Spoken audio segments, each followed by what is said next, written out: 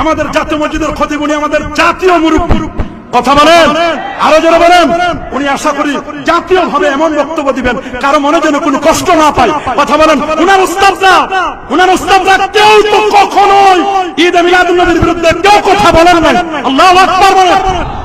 অথচ কি কারণে হয়তো আমাদের খতিব মহোদয় একটু কেমন যেন ঈদে মিলাদুন নবীর অস্তিত্ব নাই, এটি আরবি ব্যাকরণগত, মানে এটা বলা যাবে না। কেন বলা যাবে না হুজুর? আমরা আপনার কাছে জানতে চাই। আশা করি আপনি আগামী জুমায় এটার দলিল সহ আমাদেরকে দিলে মানুষের মনে কোনো কনফিউশন থাকবে না।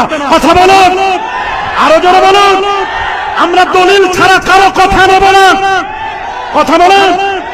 আমাদের হুজুরের সমালোচনা করা এটা আমাদের কোনো টার্গেট নয়, বা আমাদের এরকম যোগ্যতা নেই। হুজুর অনেক বড় আলেম, অনেক বড় বিজ্ঞ পণ্ডিত, শাইখুল হাদিস। উনি বিভিন্ন ফুনুনের উপর তার অনেক অগাধ জ্ঞান আছে, কোনো সন্দেহ নাই। তিনি একজন জাহেদ ব্যক্তি, সবই ঠিক আছে। তারপরে হুজুর যখন এরকম কথা বলে ফেলেছেন, আশা করি হুজুর হোক অথবা তার ছাত্রদের পক্ষ থেকে হোক অথবা তার মাদ্রাসার কোন ব্যক্তির পক্ষ থেকে হোক, তারা কিন্তু এই বক্তব্য করে দিবেন। আল্লামা জাহেদ কাউসারি তিনি হাদিসের ব্যাপারে বলছেন এটি হাসান পর্যায়ের হাদিস। আল্লাহু আকবার, আল্লাহু আকবার। এটি কেউ বলেন নাই।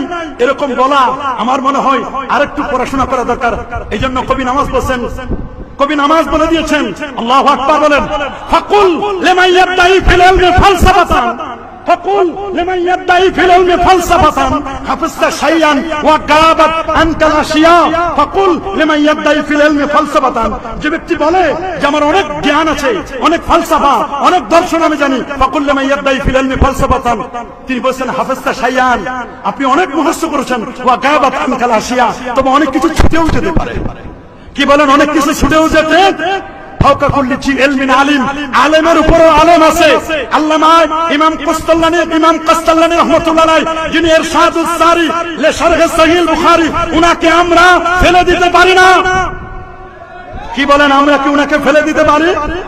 আরো জোরে বলুন, আমরা কি উনাকে ফেলে দিতে পারি না? আমরা তো উনাকে কখনোই ফেলে দিতে পারি না। আমরা কখনোই ফেলে দিতে পারি না। ইমাম ইবনে আব্বাদ রুনুদি মালিকি 792 হিজরি আলেম, তিনি বলে দিয়েছেন স্পষ্ট করে তার লেখা বিখ্যাত কিতাব আর রাসাইলুল কুবরা 52-53 পৃষ্ঠায় 800 বছর আগের আলেম, তিনি নবীর জন্মদিনকে ঈদ বলেছেন। ইমাম আবু আব্দুল্লাহ ইবনে রাসা 894 হিজরির আলেম, তিনি তাজকিরাতুল মুহিব্বিন 154 পৃষ্ঠায় উনি মুস্তাহিদ ইমাম, তিনি নবীর জন্মদিনকে ঈদ বলেছেন। শুধু তাই নয়, ইমাম ইবনে জাজারি 833 হিজরি আলেম, শিহাবুদ্দিন কাসতাল্লানী 923 হিজরি আলেম, তিনি বলে দিয়েছেন রাহিমাল্লাহু ইমরান ইত্তাখাযা লায়ালিয়া শাহরে মাউলিদিহি আল মুবারাক আয়াদান। আল্লাহু আকবার।